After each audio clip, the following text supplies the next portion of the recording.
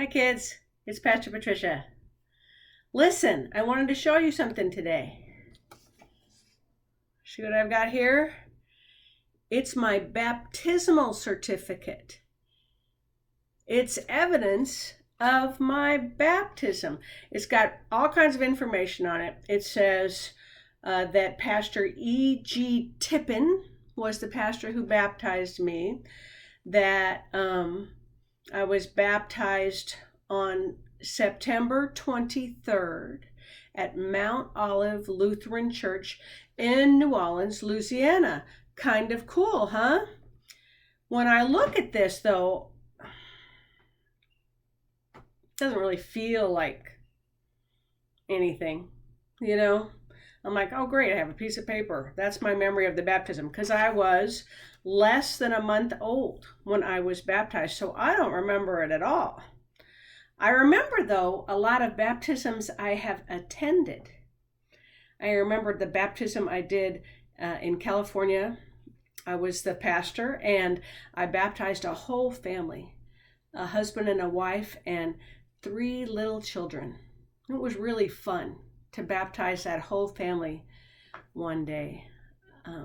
I've got lots of stories about baptisms. I've got the baptism where the baby slept through the whole thing, slept so soundly that she even snored a little when I put the water on her. That's kind of funny. And I've had baptisms where the babies cry a lot. And I've had baptisms of young men and women, adolescents, all kinds of people. Because baptisms are different. They're unique for the person that you're baptizing. A long time ago, we used to do a lot of baptisms privately, which I think was, I'm not crazy about that idea now. I like it so much better that we usually baptize during a regular church service where there's lots of people around to watch. I especially like it. Maybe some of you kids remember when we've had baptisms at Holy Cross, I asked the kids to come up around the baptismal font so they can watch, because it's hard to see what's going on when you're little. So I want to make sure you get a chance to see, because a baptism is important, not just for the person being baptized or even their family who stand up for them, or their sponsors who say yes, they'll support them in the life of faith.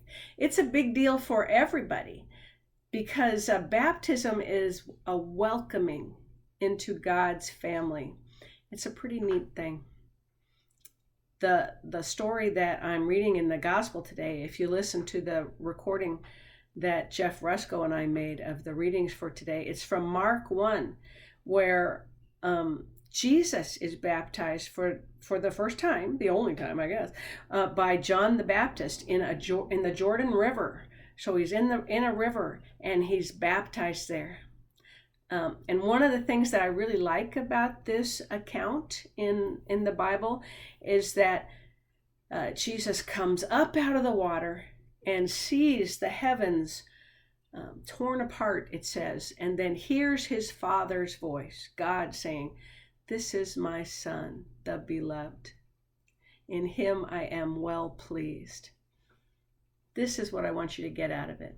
God is really pleased with you.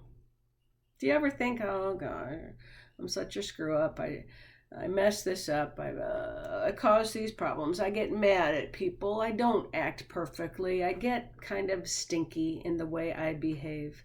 How can God love me? Well, I'm just here to say, I know how. Because God loves unconditionally. And I love this moment where God speaks out of the heavens, "This is my Son, the beloved.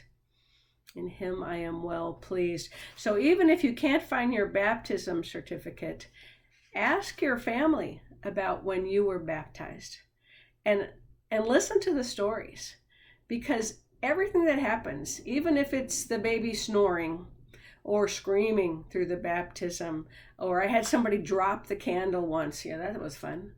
No matter what happens during a baptism, what really is happening in every second of a baptism is God saying, "This is my child, the beloved, in whom I am well pleased." Congratulations, God loves you. I'm pretty crazy about you too. I can hardly wait till we're back together again in church and we can have some real baptisms in person. Really? Don't you want to do that too? All right. Well, I'll see you guys later. Can't talk today. Bye-bye.